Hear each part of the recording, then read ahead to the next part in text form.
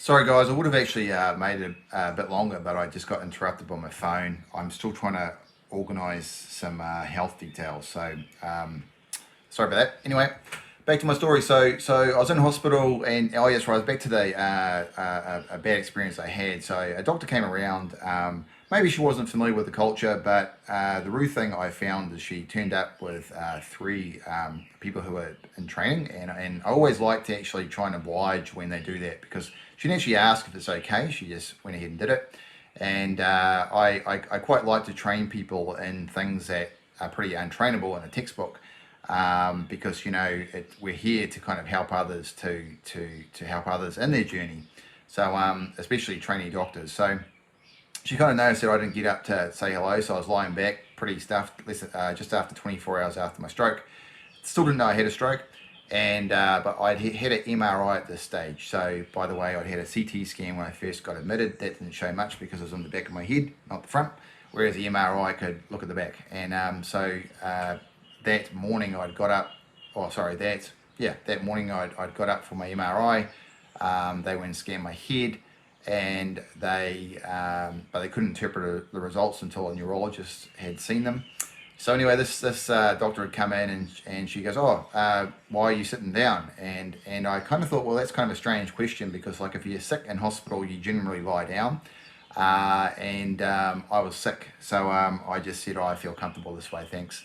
And it was almost like a wrong foot sort of conversation. I had a brilliant experience with everybody in that hospital up until that point. And that was after repeating my story, a few times and talking to everybody.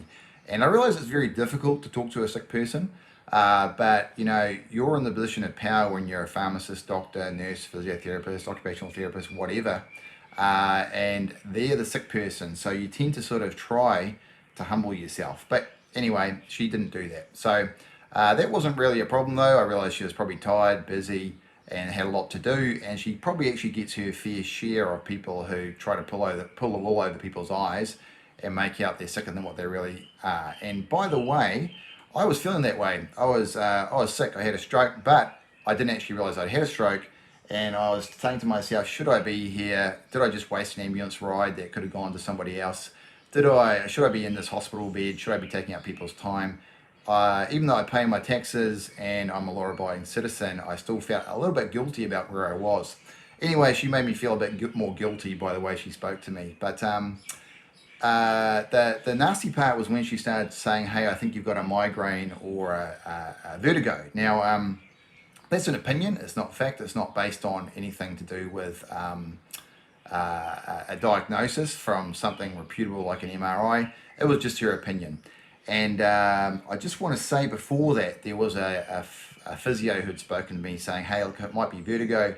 Normally I get you to do some exercises, but I'm not going to do anything until you get a proper diagnosis from a neurologist, which was very professional of her. Even though she had an opinion, she kept it. She explained it, and she said she would actually not do more harm by doing a vertigo sort of exercise. She went ahead. This other Indian woman said, "Hey, look, it could be vertigo. Here's some exercises you can do." So anyway, so you imagine someone who's just had a head trauma. So stroke is head trauma. So imagine someone got smashed over the head with a hammer, for example. 24 hours into it, she said, "Okay, look at me, and now smack your head on one side of the bed." So I got up and I kind of got my breath up, and I didn't really want to do it, but hey, she's a doctor's orders. So here's my head. It goes this way. Okay, that head had just hit the side of the bed, and now I went this way. And I hit the bed again. And this went a few times. And she goes, "How do you feel?" And I said, "Oh, not that great, didn't notice a thing." And then she got me to lean all the way forward, and then all the way backwards, and then all the way forwards, all the way backwards. And I believe, if I read between the lines, haven't even read about that, by the way, but it's probably something to do with trying to shift crystals in your ears if you have vertigo. Not a physiotherapist is the type of person who would normally carry that out. But you wouldn't really do that to someone who had just had head trauma. Like, you'd never actually ask someone who just had a car accident to flick their head around. They might have had a broken neck or some kind of head trauma. You'd probably just try and get an MRI done first, maybe an x-ray, and then just try and see what you're dealing with. So I was a little bit annoyed at it, and then she was very curt. She was very dismissive. I started to speak, and she said, "Oh, hey, look, you're not very clear." And I went, "Oh, am I in the situation where my brain's saying that I'm actually saying some quite well, I'm talking normally, whereas she's saying my pronunciation isn't that great?" And I thought that's a possibility. I know a friend who had Guillain-Barré syndrome. She thought she was talking, but she wasn't. She was actually in a coma. And I thought, I said to her, "Oh, am I not sounding right?" And she goes, "Oh, no, you're just using words which I'm not understanding." And I thought, okay, well, it's probably your, that just made me feel a bit stinky again. So spoken to curtly, asked to do these exercises which aren't consistent with stroke, could actually be doing more damage by moving my head in this way. And anyway, I went to myself, oh, okay, so at this point I was a little bit pissed off. Didn't actually show I was pissed off, but I thought, look, you're the person who's meant to be trying to help me. That's why I'm paying my taxes to pay you. And you're actually doing stuff which hurts, and you're making a mockery of what I'm trying to say. Could you please actually say some words? I had, I feel a bit funny in the head, and say some words, and then I might be able to pick a word which actually describes how I feel, which is sick, dizzy, and a bit nervous, bit worried, missing my kid, my wife, and I'm in hospital, and I should be having a nice day off. Anyway, she didn't. She moved off, and off she went. Her name badge was around the other way. I want to share that because I was going to make this a separate video, but hey, here I am. When you're sick in hospital, you really need a patient advocate. You need a patient advocate that has nothing to do with the hospital. They're not on the hospital's pay scale. And that way that person can actually look forward to your best interests. So I think if I was someone's advocate at that stage, I would have said to the doc, "Hey doc, you're not a neurologist. You're not basing your opinion on facts. Let's wait for the MRI, please, and then we'll proceed." Now, it takes a lot of guts to do that because, hey, who would overrule a doctor's mindset? But a neurologist is better than a health surgeon, health officer or a medical officer, I think. Okay, so maybe you got some opinions in the post.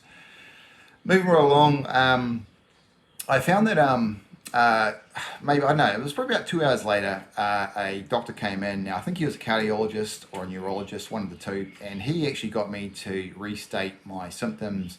And at the end of it, he said to me, "Marcus, you've had a stroke." And I was just, get out of town. Now, I was kind of surprised in two reasons, because I'm only 48. I know that's old for you young guys, but 48 is pretty young for a stroke. And also, I was kind of surprised he actually got me to explain my symptoms when he actually knew the answer. I had a stroke. He got that from the MRI, and the MRI is fact. You can't argue with that. And it showed an occlusion, a thrombus in my artery leading to my cerebellum.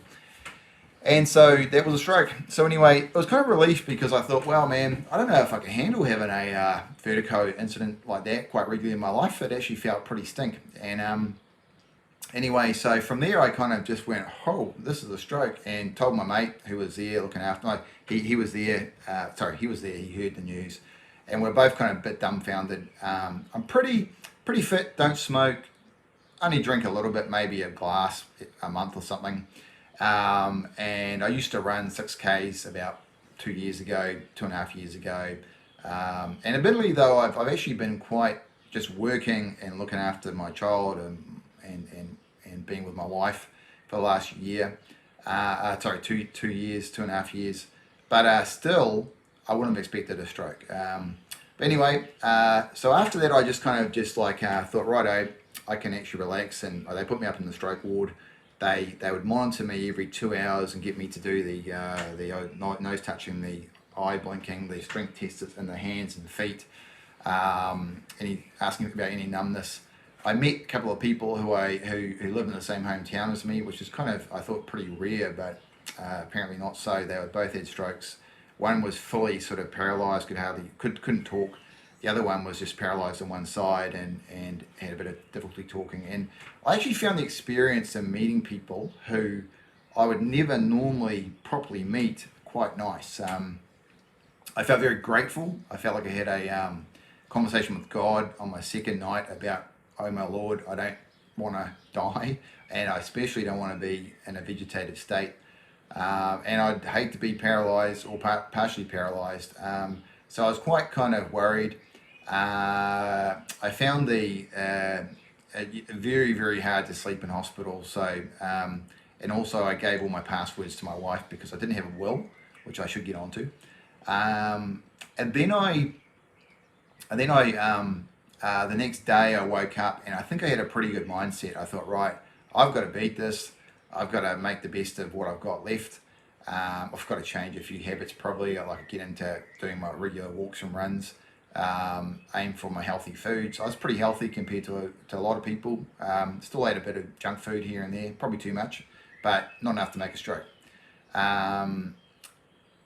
You know, it's quite a soul enriching experience being there because you see the fragility of mortality, and I actually rate it as a good experience because of what I've got. I still got my usage of my limbs. I still got a few symptoms which I might get onto later on, but I found I was yeah, it was a good experience. Anyway, so I got discharged just 3 days after my stroke. So 3 days, 2 nights in hospital, got discharged. My mate picked me up. It was pissing down with rain. It's probably the biggest rain we've ever had for about 20 years. And it was fun, man. I was so stoked to get out, so stoked to see my family again, so stoked for my own bed to put my head on. And then I was talking a lot, got home, and my brother had come up, which is really lovely to help out. We're in COVID at the moment, so he's going through a few lockdowns to get here. And I was pretty tired though. Like I thought, oh man, I gotta have dinner. And I had dinner, then I went and lay down for a bit. Then I thought, oh, I better just brush my teeth, go to bed. So brushed my teeth. I couldn't do it, which was rare. I'd done it before. And I just chucked my thing in the sink. It was electric and not manual. So I'd done manual before. All those things, by the way, which were difficult, manually brushing my teeth, wiping my butt, even brushing a cup to clean it, they were all tough. And I'd put my hand in and think it's moving, it's not moving. I had to look at my hand and say, right, move. My hand was in my butt, touching my butt cheek, not moving. I had to tell it to move. This is when I was wiping my butt. So it's a bit of sort of information about my symptoms. And I went to bed and went upstairs holding the banister and hopped into the bed with my wife's going to jump into. Oh no, she was beside the bed actually. I put another bed beside my bed, and I was a bit like, oh my gosh, I've got worse. I was smacking to the couch. I was smacking into the wall. Couldn't brush my teeth. Lay there. Could only go to sleep. I had a sleep where I dreamt my little son had found my medicine, and I was like freaking out of it. And I was tired, man. I was very fatigued. Excuse me. Then I went to sleep and then woke up.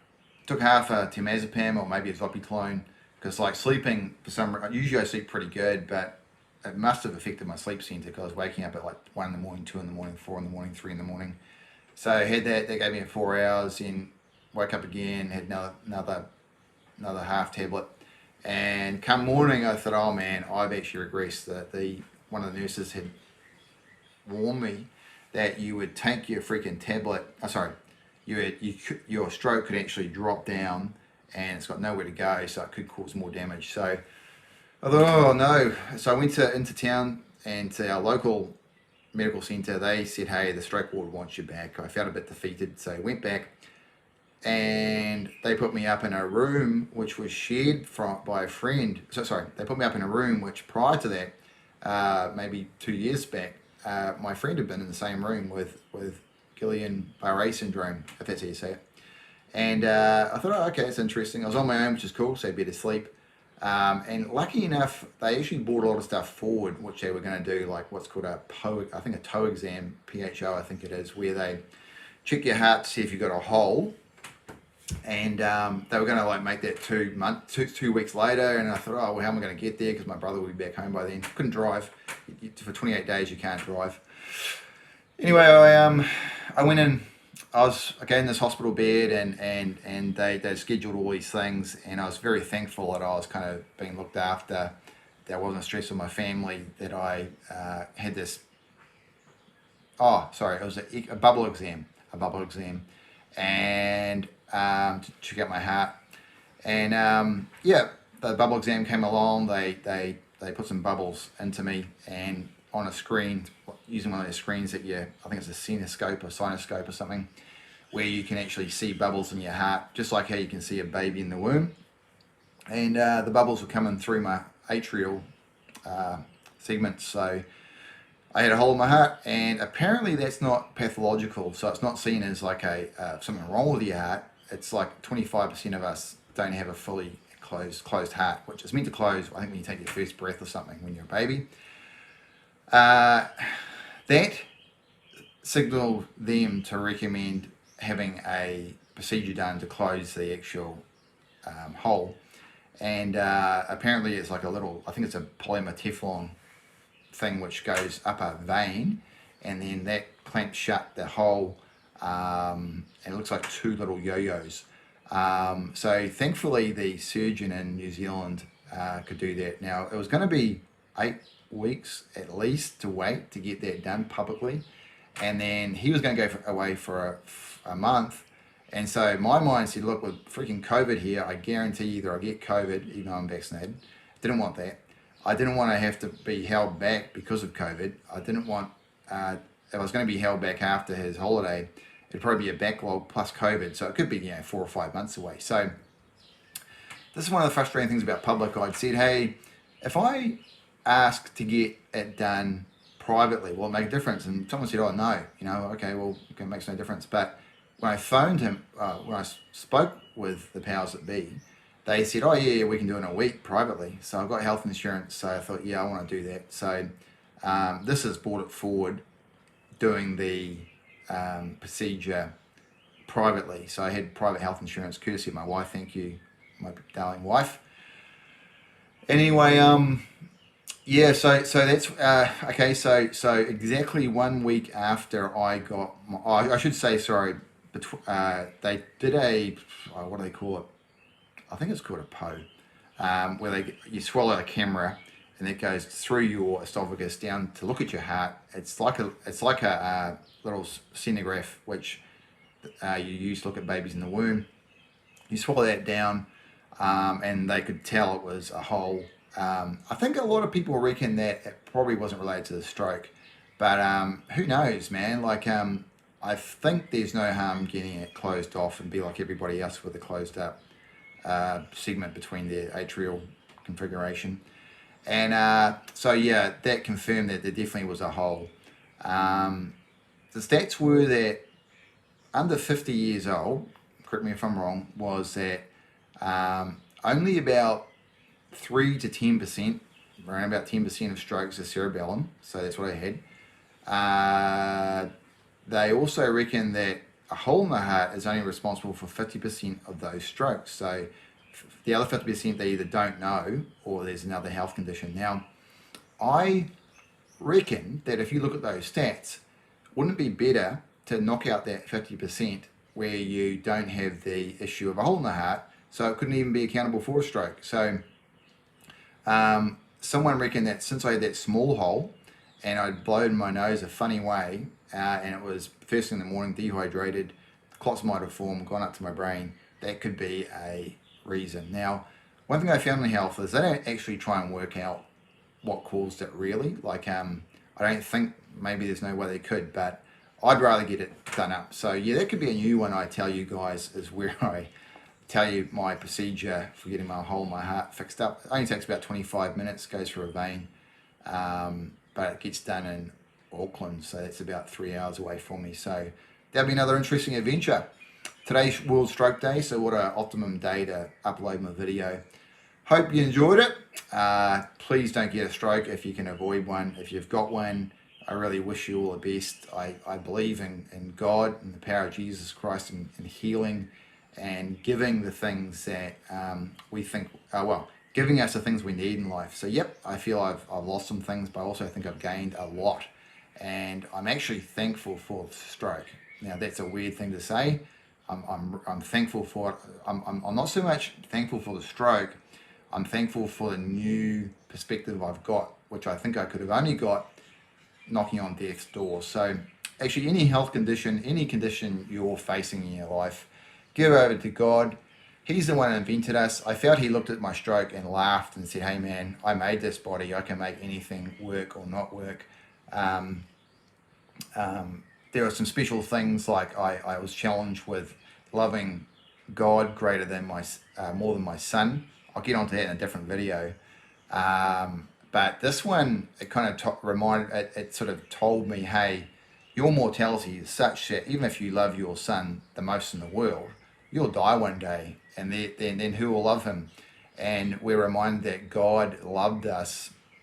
I think it says something like he loved us before we were born, which is pretty huge. So, and he can love us for eternity. So what a great thing to share as a gift for your son, and you didn't even have to pay anything for it. Yep, so I better go. It's been a long time.